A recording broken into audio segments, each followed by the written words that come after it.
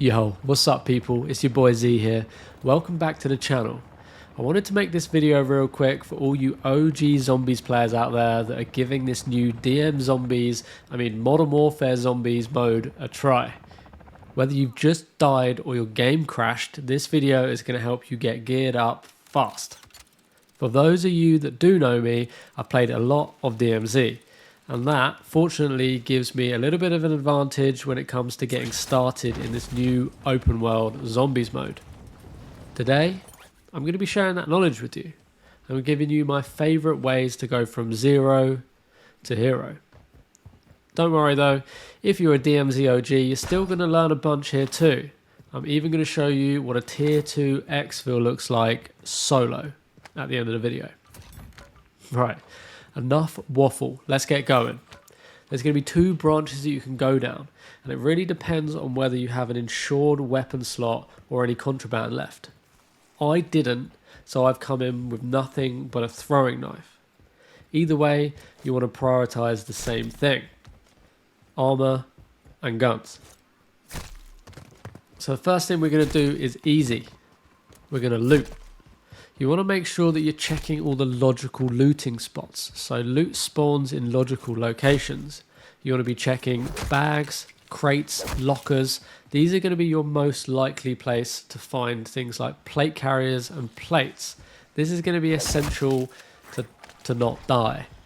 Watch your back though, because unlike in DMZ, the zombies will hunt you down silently, even if you're in a building looting, and they will take you out from behind. You can think of looting as a kind of constant side quest. Our main quest, however, is going to be to hit up the weapon stash contract. Really, to do this though, you need at least one weapon. So if you didn't get lucky finding one in a bag like I did, you have two options depending on where you spawn on the map. The cheapest way to obtain a weapon is going to be the mystery box. Second to that is going to be a wall buy. As I've got a weapon, however, though, I'm going to head straight to the closest weapon stash contract. We'll hit up those two other things later. So, now we're here, we're going to grab the contract. You want to look on your minimap and then look for the location of the safe. You want to head over to it, interact with it, and start up the drilling process. Be careful though. This is going to start a countdown timer or a progression wheel. This timer will show a percentage, or this wheel will show a percentage, and once it's complete, you're going to get some goodies. This, however, is only if you can survive the horde of zombies and hellhounds that are going to be hassling you till it's complete. You have to stay close to the safe, however. The further you go, the slower it will drill. Go too far and it will stop completely. Obviously, it will start up if you get closer to it again. I love doing these for two reasons. First, obviously what's inside the safe. This is very much like DMZ. You get a bunch of assorted items and weapons. The second, however, is the portal that appears once it's done. This portal will have a bunch of zombies related items in it, some perks, potentially some blueprints, pack-a-punch items, and yeah, it's totally random.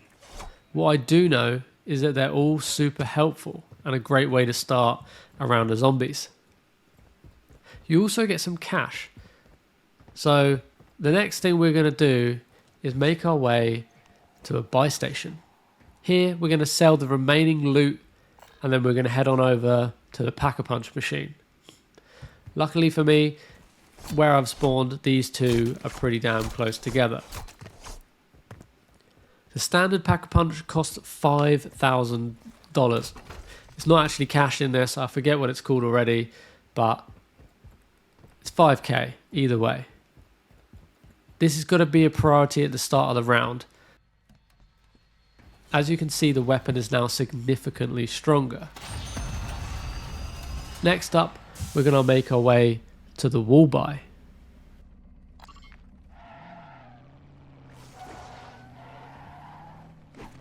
This very much does what it says on the tin. You can pick up a clean weapon from the locations marked on the minimap. price and the rarity of these weapons does depend on the buy that you're approaching and what zone that you're in, standard, orange or red.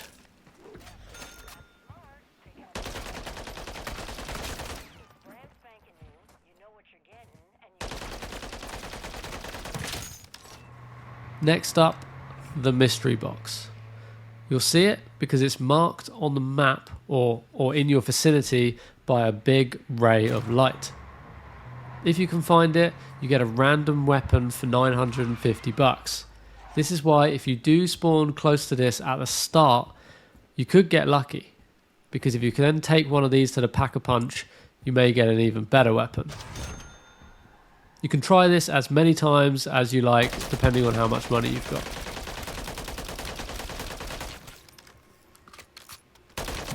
So, I know we haven't found the 3-plate, and I've only got a 2-plate here, but unless you're venturing into the harder zones, this will get you going and keep you going until then. It will serve you well, and often I'd advise extracting now.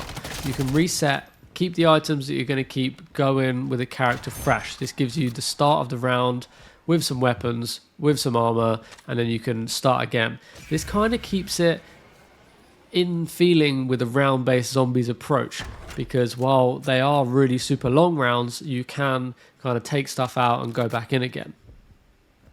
Now we're going to have a quick look at a tier 1 extract. So this is an extract outside of either the orange or the red zone. As you can see, it's pretty crazy, and even with a pack-a-punch weapon, solo, this keeps you busy, it keeps you on your toes.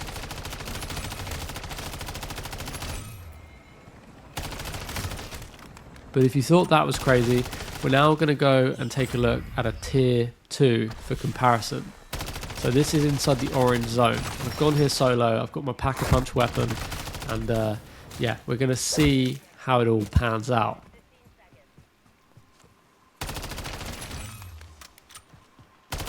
You want to make sure you've got your field equipment ability at hand, enough ammo and plates,